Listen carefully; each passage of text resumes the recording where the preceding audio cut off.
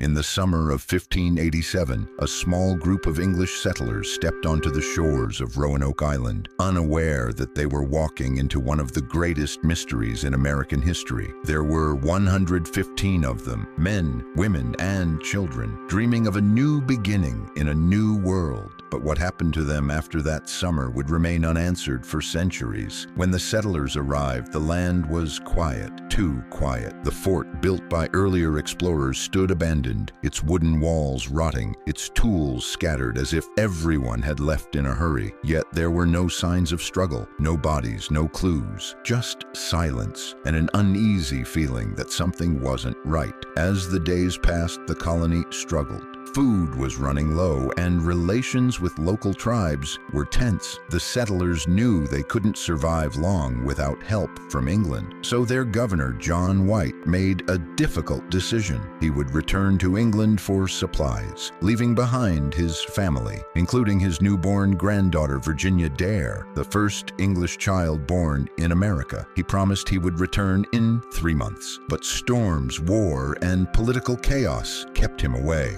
for 3 long years. When John White finally sailed back to Roanoke in 1590, he expected to see his colony waiting for him. Instead, he stepped onto an empty island. Houses were gone, fences gone. The settlement was dismantled piece by piece, as if the colonists had taken everything and walked away on their own. There was no sign of violence, no bones, no graves, no belongings left behind. Just a single word carved into a wooden post, Croatoan. It wasn't a warning, it wasn't a plea. It was the only clue to an entire colony's fate. John White believed it meant the settlers had moved to Croatoan Island, home of a friendly tribe, but a powerful storm forced his crew to abandon the search. He never saw his daughter or his granddaughter again, and no one ever found the colony. Over the centuries, theories began to spread. Some believed the settlers were killed by hostile tribes. Others said they were absorbed into Native American communities, leaving no trace of their English identity. A few whispered darker stories that something supernatural lived on that island, something that watched the settlers from the shadows and took them. To this day, no evidence has ever proven what truly happened. No bodies, no remains, no objects from the colony ever found. Only the word Croatoan, a message carved in desperation or hope.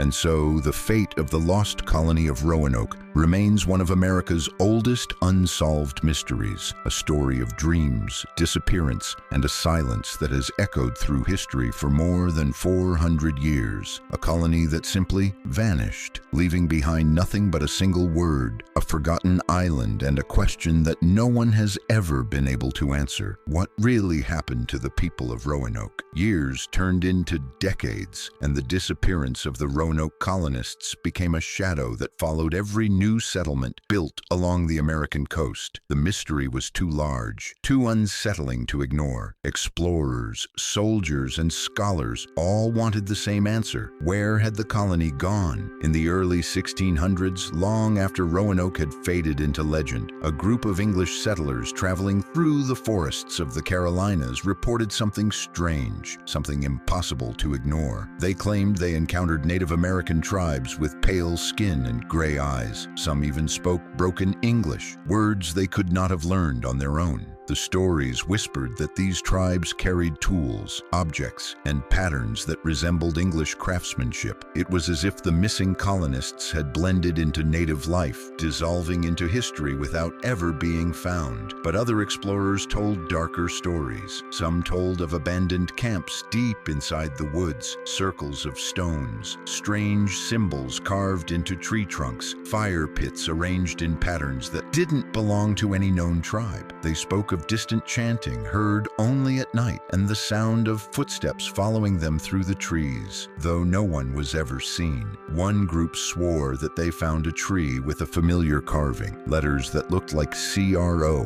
barely visible beneath decades of moss. It was as if the forest itself was slowly swallowing every trace of the settlers, one marking at a time. But the most disturbing account came from a man named William Strachey, a historian in the early 1600s, he wrote that a tribe confessed, quietly, fearfully, that a group of settlers had lived among them for years. But something happened, something they refused to describe, something so horrifying that the entire tribe moved inland and never returned to the island again. Strachey said the tribe believed those settlers were not themselves anymore. What did that mean? No one ever found out. As time passed, even more bizarre clues appeared. Archaeologists discovered stones, heavy carved stones, far away from Roanoke, each one etched with messages, pleas, and warnings. Some stones spoke of sickness, others spoke of death, and one stone claimed that only 7 people had survived. Historians still argue whether these stones are real or a hoax, but the timing, the language, and the carving style are too precise to ignore. Then there were the rumors, whispers that the colonists had been seen traveling hundreds of miles inland, following rivers, moving deeper into the wilderness as if running from something. But by the time anyone tried to investigate, the trail always ended the same way. Silence, empty land, no footprints, no homes, no bodies, just places where people once lived and then vanished. In the centuries that followed, Roanoke became less of a location and more of a haunting. Fishermen refused to sail near the island after sunset. Travelers claimed they saw figures standing at the tree line, figures that looked like colonists dressed in old English clothing, staring, unmoving, as if trapped in time. Some even said they heard voices at night, soft, distant, as if calling from underwater. Yet the most unsettling part of the mystery is not the disappearance itself, but the possibility that the colonists survived, lived for years, and then disappeared again. No matter how deep researchers dig, one terrifying truth remains. The land remembers everything, but it has chosen to stay silent about Roanoke. And so the story continues, layer after layer, clue after clue, yet no conclusion. Just the echo of a lost colony, a forgotten island, and that one carved word that refuses to fade. As the centuries passed, the mystery of Roanoke refused to die. Every generation uncovered something new, small clues buried beneath soil, whispers carried by wind, and stories told by those who claimed to have seen things no one believed. The island, abandoned and quiet, seemed to guard its secrets with an eerie determination. In the late 1800s, a team of archaeologists explored the island once more. They expected to find nothing, just sand, trees, and the ruins of a forgotten settlement. But deep under the earth, they found something that sent chills through the entire team, layers of burned wood, not from the original English fort, but from a structure built years later. It was as if someone had returned to the island long after the colony vanished, only to burn everything again. Close to the ashes, they found something even stranger, small, hand-carved objects, a child's wooden toy, a fragment of a necklace, and a piece of pottery painted with a symbol not belonging to any known tribe. These weren't belongings left behind in panic. They were placed there with intention, as if someone wanted them to be found or wanted to bury them forever. But the real terror began when researchers started interviewing the local tribes. Elders spoke carefully, choosing their words as if afraid of being overheard by something unseen. Some said the settlers had joined a tribe, lived with them for years, even married among them. But something happened, something that forced the tribe to flee from the coast,